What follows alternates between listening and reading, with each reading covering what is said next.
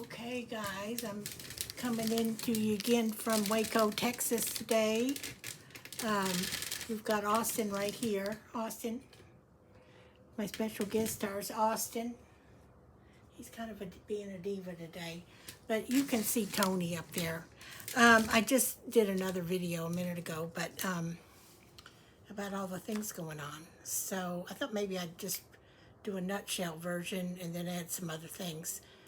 Trump has declassified the marijuana THC levels, so that should help Texas hemp sales, because right now the little THC, it's only like 9% allowed in the hemp or CBD oils and gummies and, the little, at first they didn't allow the smokes part, they took it out. In fact, the little place up here said they came in and did a little raid on their hemp shop right next to Starbucks. So I think now they can have that again. So everything will change with this because of declassifying it on a national level. It's still up to the states, but it's that way in Texas. It's no longer like a major thing. I mean, like in Austin, I think the city of Austin only makes it like a minor, thing. But yeah, it can be healthy in moderation.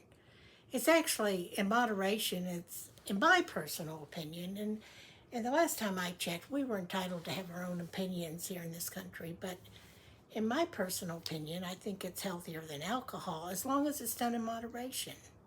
I mean, even drinking in moderation, if you can just have like one little glass of wine or maybe just a little, I mean, people don't need to be getting plastered and everything. I think, getting like when people got really drunk and everything when they're younger or get wasted or whatever, or totally stoned or whatever, that's like more like what younger people do, because it's, just like they can't wait to get out and drive around in their cars when they really don't have much experience or don't always know everything about driving cars. So it takes experience, So that is why insurance companies charge a lot more until someone reaches 25. And then once they're 25 and up, of course, then it's not as bad. But that said, that's good news, and that'll help Texas economy. They do, I can add a new thing. They have all these data centers now where they're storing AI and all kinds of online data, and I think Elon Musk has developed a lot of it, but I think some other companies are getting involved now. But I know out in Amarillo, which is out in West Texas, they're not happy about it because it's going to be like a super warehouse type of thing where it's going to take up a lot of their energy supply, and I think water too, because they have to set some kind of pumps to pump the water. But I don't understand why they have to have so much space. I guess there's just so much of everything that's going on. Some of these things started well, originally, the idea to save data and to kind of watch everything and be alerted of everything on the internet, which supposedly was in part created or developed or invented or whatever by Al Gore, but I think it was some other people too, but that's a whole other thing. But then, and I understand why Bush wanted to actually start, kind of regulating everything, because at one point after 9/11 there were so many terrorists and everything, it was really kind of scary. But I think they kind of took it too far, and then of course there's all kinds of things about, that's in some kind of a hearing right now about what the Obamas did, when Trump was running for office, or when he first got in, and taping him. There's all kinds of things. I mean, I'm just me. I used to be in the news business, but those big news outlets, they have all kinds of people handling their staffs, and they have, they're run by Of course, they're at the mercy of whoever owns the station because that's where they get their paycheck, and the advertisers as well. Uh, but that's a whole nother ball game, you know.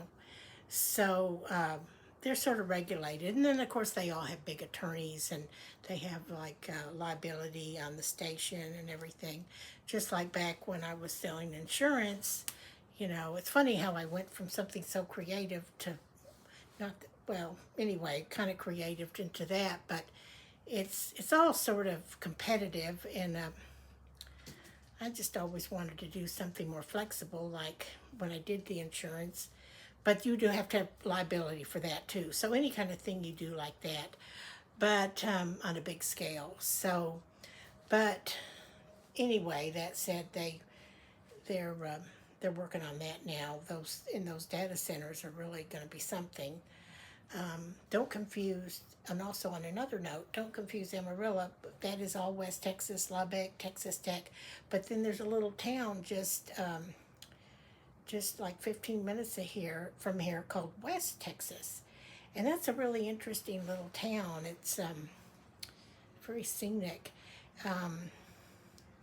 Maybe if I can get a little web series or something together with some people, maybe we could film something up there. It's so scenic. Now, Waco has areas too. They did actually film a Robert Redford film really close to here at I think it was a Compass Bank or some bank really close to here. So just a few minutes from here. I'm new to Waco. Well, I'm not new to Waco anymore. I'm 2 years out, but in here. But like I said, I'm from Dallas, and I've lived in Austin and LA before too. But they have filmed a lot in Waxahachie too, which is on the way back to Dallas from here, which would be, well, Dallas is about an hour and a half north of here. And then I talked about the Taylor Sheraton has developed another new series. It's a sort of a spin-off from the Tulsa Kings with Sylvester Stallone, and now the new one has Samuel Jackson in it up in Frisco, Texas. I believe it's Frisco Kings or something like that. And but anyway, Samuel Jackson is in it, and a new TV series. And Frisco is just north of Plano, and Plano is just north of Dallas. And supposedly Plano is like a cookie cutter, like idyllic type of city, you know. It's a new city. Like when I grew up in Dallas, there really was nothing out in Plano. It was all just a bunch of fields. It was just like fields. Like field, lots of fields. Well, there was, you know, like one big field here and then another big field there. So, but it was just fields. Okay. So anyway, oh, I know, I can talk about something a little bit different. I got sidetracked again with those daggum Brad Pitt imposters. I mean, what is going on, guys? So, I don't know. And then one tried to call me from Telegram in a movie. I don't know what he's doing. He wasn't even, I don't even think it was him. But, you know, you never know with these people. See, I've never had the money for them, and I'm smart enough. I do have an IQ of 153, believe it or not. I mean, of course, this is the last time I was tested for that was, what, elementary school, middle school. So, you know, I've slept since then. A lot have changed, you know. I've had a few drinks since then, you know. I mean, you know, in high school. Well, not in high school, we didn't, but in college, etc. So, and onward. College and onward. Back in the good old days when you could go out disco dancing and ladies' night and ladies drink free and all that stuff. And then when that would end, then the drinks would still be cheap, so the guy would try to buy you more drinks. And at that time, it was time to go home. Well, if you were smart, unless you met Mr. Wonderful. Anyway, back to Mr. Wonderful. So, and I'm pretty sure that I think I saw Brad Pitt one time when I was in Dallas at a club back when he was filming Dallas, whatever, you know. So he's just a little bit younger than me, not much. People still think I'm younger though, like 45 to 50-ish, or depends, you know, different day. I'm sure if I worked out at the gym and such, I could look even younger, but anyway, which I am kind of in the process of trying to do all that. But again, yet again. So, but anyway, that's kind of like where I was going with this. These guys, now there are a bunch of them up on Threads, which is a spin-off from Instagram and Facebook. And they got rid of most of them on Twitter. Elon Musk, actually, I complained to him, and several people did, and he got most of them off of Twitter, X, you know. But with me, they just keep, you know, well, anybody, they'll talk to anybody. I think they have a call center in Nigeria. They're Nigerian romance scammers, see. But I do think some of them are unemployed people in the film business, because some of them seem to know a lot about the film business and being on set. You know, the film business took a big hit. And, you know, one thing I've noticed, because I've been in different arenas, I've been in the news media, small papers, you know my thing. And then I've been in the whole acting thing. And, you know, not everybody in Hollywood is a AH or JERK, jerk, whatever. There are actually some nice people out there, and there's been some people that have tried to expose, some top celebrities that have tried to expose some of the terrible things that have gone on, and then some of those other people would discourage them from that, because, see, a lot of these people were controlled, or, you know, that's where they get their top paychecks, you know, and the agencies, some of the top agents and agents, talent agencies, sort of work for some of these, you know, they're like with part of that narrative and agenda and everything. And I even took an acting, well, I didn't actually, wasn't in his same class, but with a top actor that I would love to be in films with him. I don't see, this is probably why I don't get enough views on my channel. I'm always so afraid to, but he's a nice person. He's the one that if you look at me online, he and his wife gave me some of their wine one time at, they were going home to the babysitter, and we were all out after he had performed at Joanne Linville's studio, and he's one of her top students that made the big time, and he used to be in a lot of theater in LA and was a bartender out there at, well, I want to say Silver Spoons, but maybe some other clubs too over in West Hollywood, see. And but he gets so adamant about certain things. Now, a lot of them do too. See, I was in the news business. I've always been more of an independent voter. I voted for some Democrats. I voted for some Republicans, believe it or not. And I voted for some independent, like, you know, people. And the independent ones I voted for never made it. But anyway, well, most independent party people don't make it anyway. But, you know, when Trump used to be a Democrat, and then he knows all those people. That's another thing. You know, he never drank either. So he's got a mind like a steel trap, regardless of your opinion of it. And but he's very blunt and everything with the way he speaks. However, because he grew up near construction sites, you know, as developing real estate up in New York City, he was always working with construction guys, so he liked hanging out on the construction sites with everything.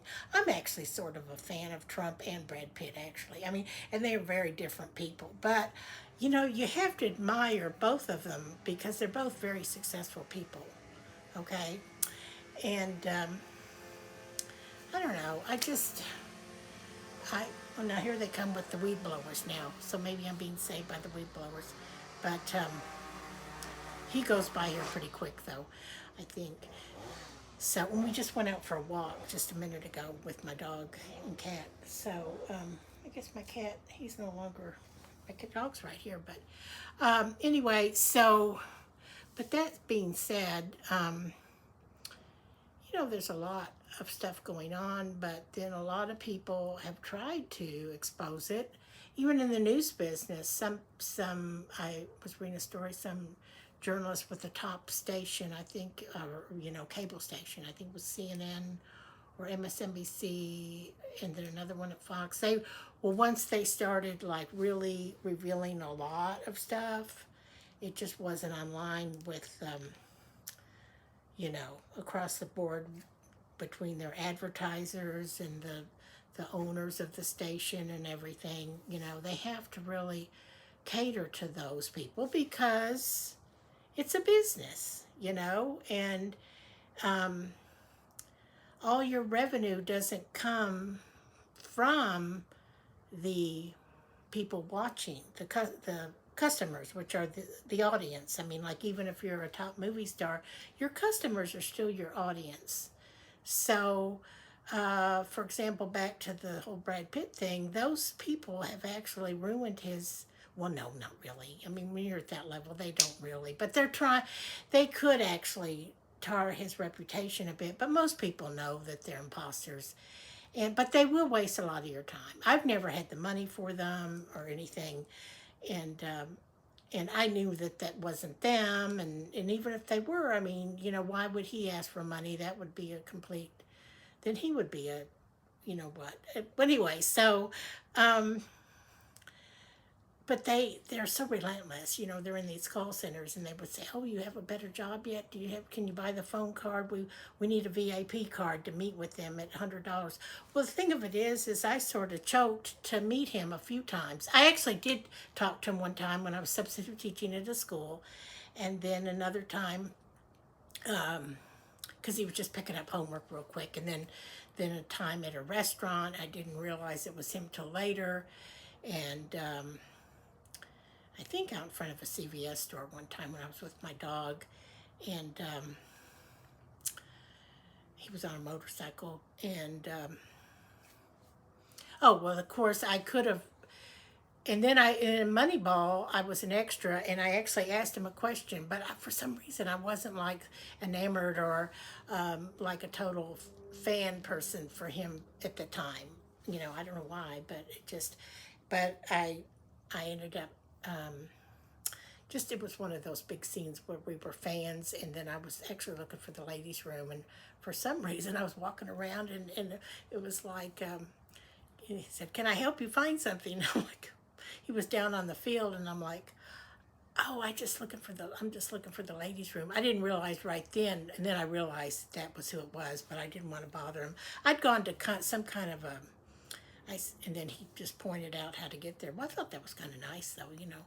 But, see, on a set, you are not really supposed to talk to anybody above your level of pay grade. In other words, if you are an extra, you're really not supposed to talk to any of the stars or even of the principal characters in a TV show, or, now, sometimes the crew, of course, the crew can talk to them. But if you're just an extra, you're not allowed to, unless they talk to you first, then you can. So, because I met, I'm almost sure, and I can't remember what movie that was, because I used to do, I think it was Angelina Jolie's father, and we were looking for, we were also looking for, everybody's looking for a bathroom. It was at a park. We were filming a big scene. This was years ago. Now, back when I used to do extra work in LA, this was almost 20 years ago now, or over 20 years ago now. And they would literally call us almost every day. You would sign up, and they would just tell you, go here, go there. And you didn't even know who was in the film necessarily, or what the film was, because I remember that one day, if I knew Hugh Grant was going to be there, I would have dressed up better. I mean, even if it was a rush call, I would have just gone ahead and, you know, put on more makeup and fix my hair. I mean, I looked okay. I had I just remember vividly, I had an orange top with a blue jean skirt. They said you can go anyway because it's a casual scene. It was that movie that's a takeoff on American Idol. And I guess Hugh Grant played the Simon Cowell type character. And, so anyway, I think it was Mandy Moore was in that. But anyway, but he did smile at me. Like, I was just so, he could tell I was starstruck. And then he smiled at me, and then I smiled back, and I was really excited. So, you never know who you're going to see. And then one time, I think, walking around Melrose, I did see John Cusack, actually, with some other people. Kind of like some other guys, kind of like on that show Entourage, where these guys are just walking around. He was walking around with some friends over in the Melrose area, just in the shops. See, and then he looked at me like, and I was just like looking at him, And then he looked back, like with the sunglasses, like you go like this. But, a lot of that's changed too out in LA. I keep jumping around because there's so much to talk about sometimes. But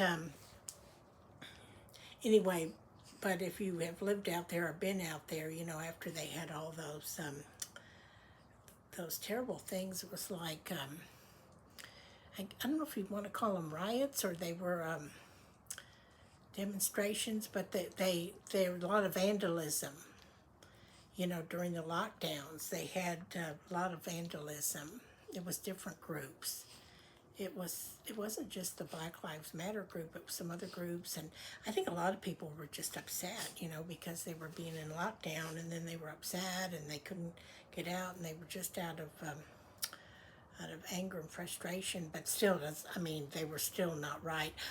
Part of that's a whole nother conspiracy theory too. Some of them could have been flown in. There was all kinds of unrest and things, and there's a whole nother thing about the pandemic and everything. But anyway, back to these imposters, and of course I've heard from several other imposters, Johnny Depp, like one time, was that Johnny Depp calling me from Nigeria? And then you answer, and I say, well, maybe it is. And then you answer, and it's like, no, it's not. And then they send you these little audio, and it's not them. And you can tell it's not them by the voice, but unfortunately, they do have technology now with AI that they can actually get that voice and say something like they write their own little script, but then have it come out as the voice of that celebrity, which is totally crazy. So just be careful, guys. But they can take up your time. I guess that was what I wanted in a nutshell. Most people know never to give them money. In fact, nowadays everybody's like, out here hustling, trying to get more work, better work, trying to do more, work more, because everything has gone up in price, and we got to, kind of step up our A game, keep hustling, regardless of whether you're retired, semi-retired, or right out of high school or college, or, in the workforce, or, trying to get out of living in mommy's basement or daddy's basement or whatever. It's like everybody's on the hustle now. It doesn't matter whether you live like here in Waco or Dallas or Austin or San Antonio, Houston, LA, New York, everywhere is crazy. And New York sounds really crazy too now, because they're letting all those people just have all kinds of, that's a whole other thing. They just put down all their towels and blankets out in the middle of the street and have all these services, and it's just kind of crazy. But anyway, I always was dreaming of going there too, first just because it was so exciting. I could never get the right kind of job up there to even move there.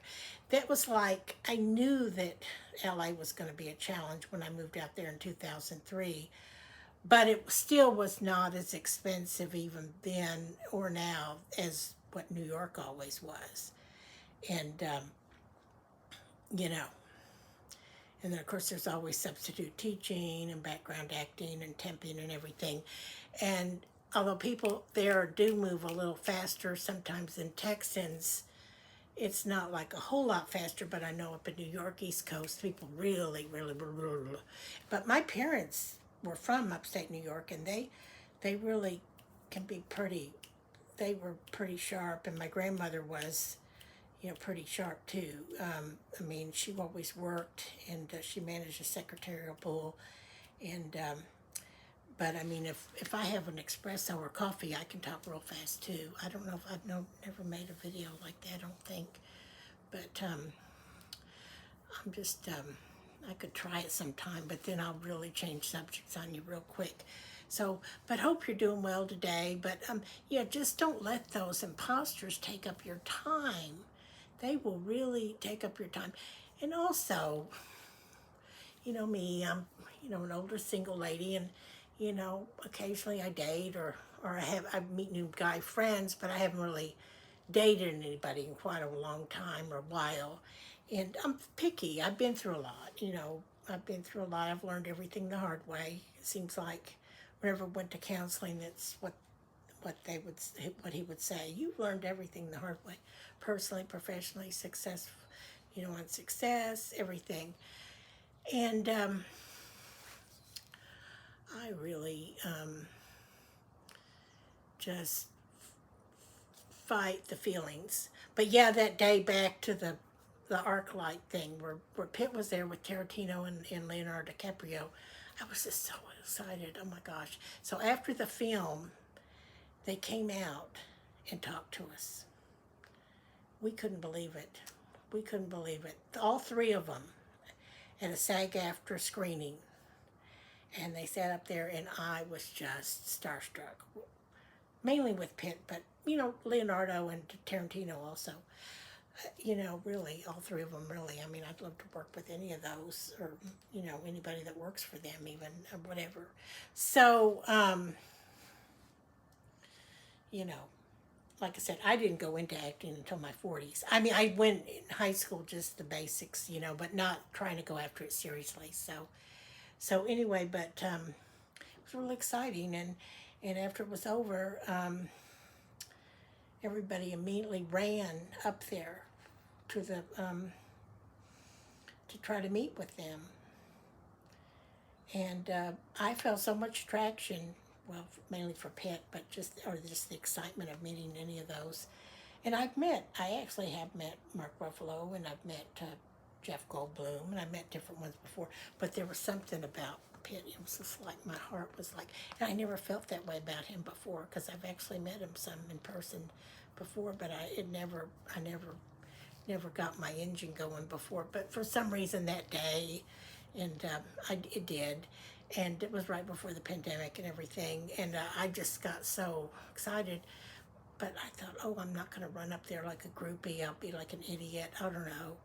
And then I still need to lose about 30 pounds or so. I always feel so fat, especially around Hollywood people. They're always so slim, And I'm older, though. I mean, it's like that one agent said, you have an excuse, and that's like a character. He retired, though.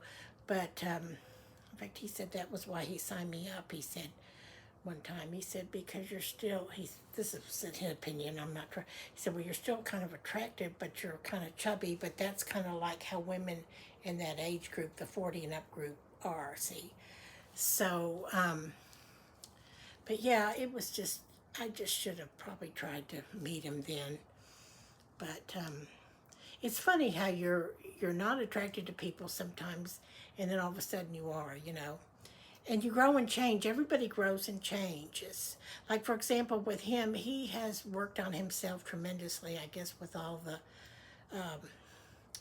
challenging aspects of his previous marriage and all the 6 kids, and 3 were theirs and 3 were adopted, and just all the pressures of that, and working in film, especially at a top level, is very competitive and very time consuming, and it takes a lot of energy and focus, and it's a lot of pressure and stress. Most people don't, there's a lot of channels on YouTube that talk about it, but believe me, I know, because I've been in it for 20 years, and it took me 10 years to get into SAG-AFTRA.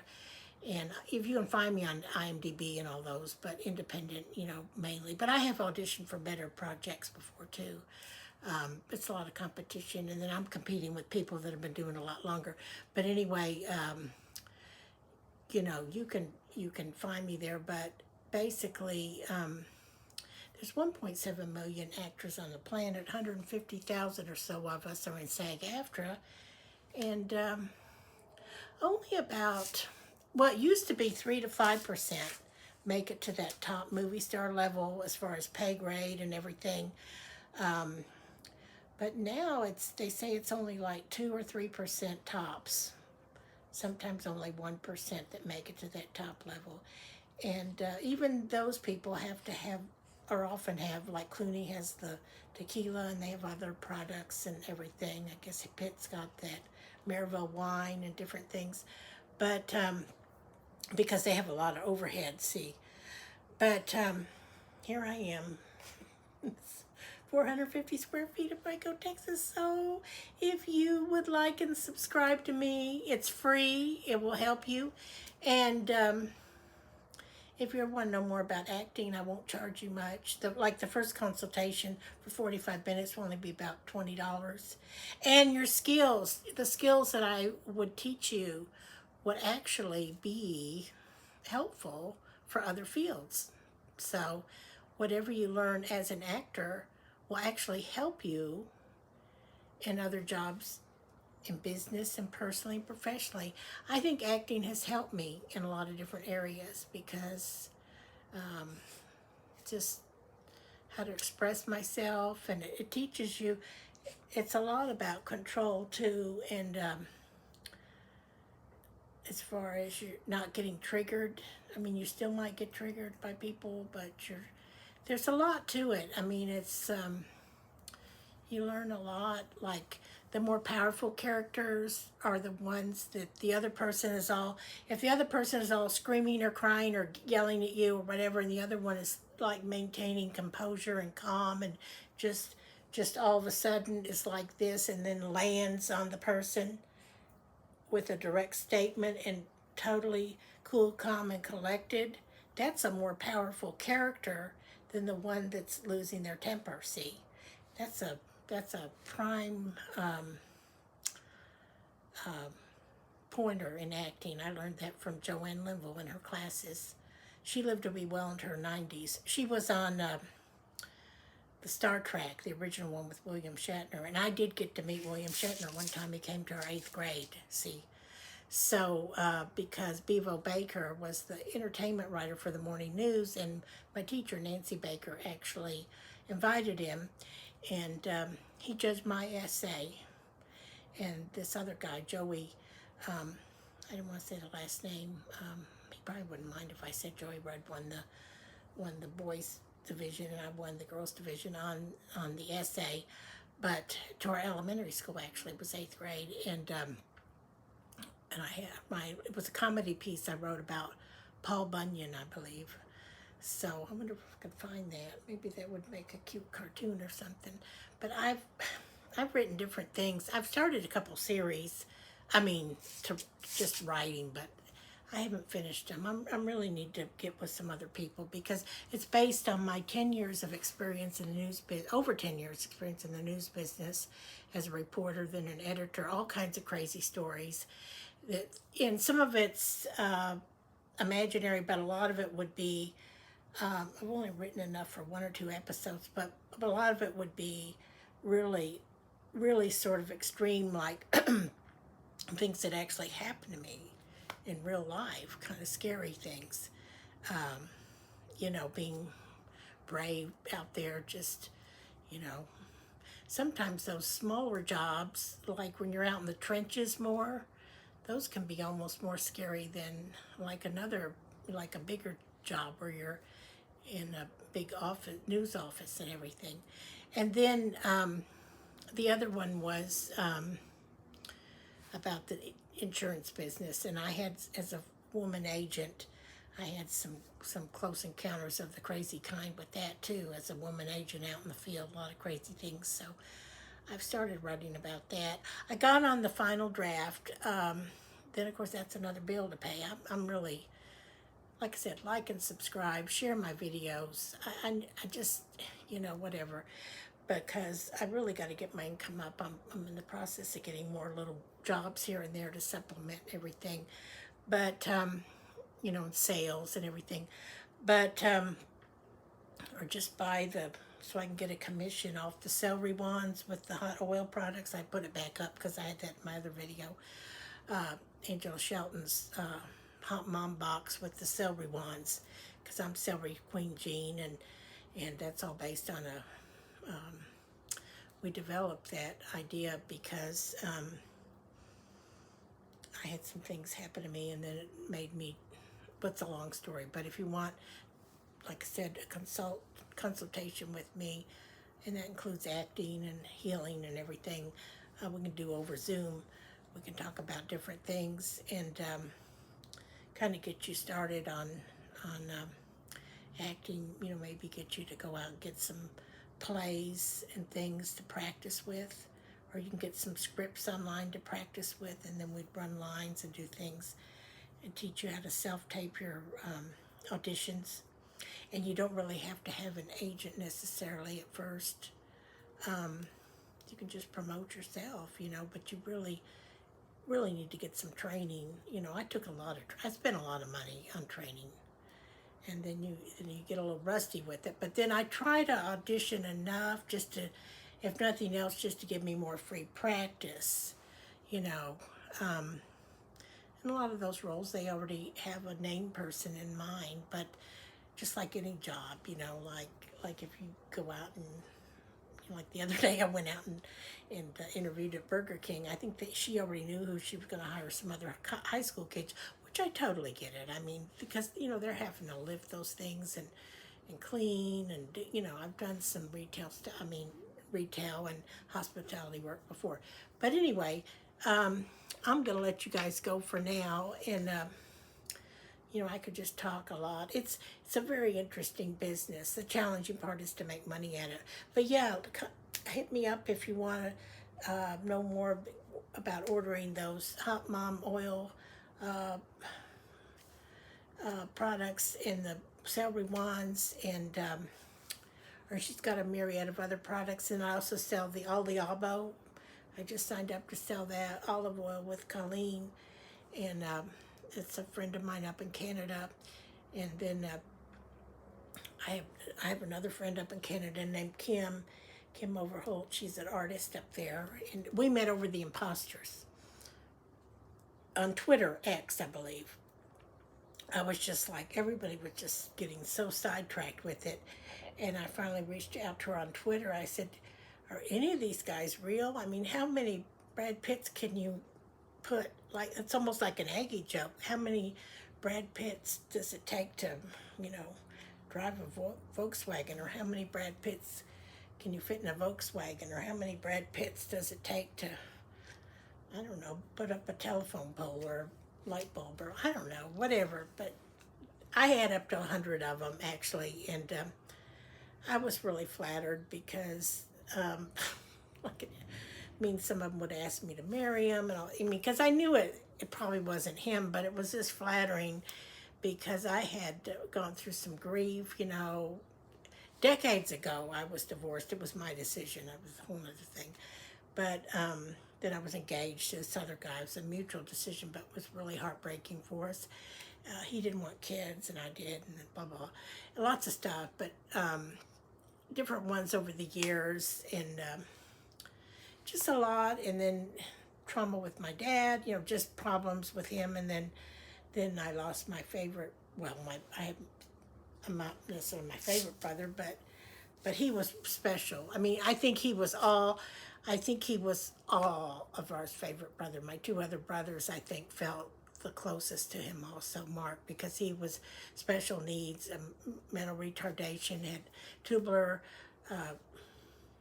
cirrhosis on his face, and then also epilepsy, and so he had, but he did a lot of stuff too. I mean, he was very active, and he lived in different little homes and things, and he had like some jobs. He would go to jobs and stuff, but I was really close to him, and at one point I moved down to Austin to be closer to him, and I could, we would go out to eat and do things and take him out and about just for something fun to do. He loved sports. He used to get letters back from Tom Landry. He used to write Tom Landry just long letters. If you don't know who Tom Landry is, he was the head coach of the Dallas Cowboys several years ago. But growing up when we were little kids, Mark would just write, "Go with ball, win next time, please don't let him have the ball, please don't, tell him not to," blah, blah, blah. It's like, sometimes his letters would be this thick, and my mother and I would actually have to edit it. That was my first job as an editor, I guess. My mother got me to edit the letters, because I would go through and just pull some of the pages out and just edit it a bit, because it was repetitious, basically. So anyway, well, guys, I'm going to go now, and next time, okay? Over and out. Okay.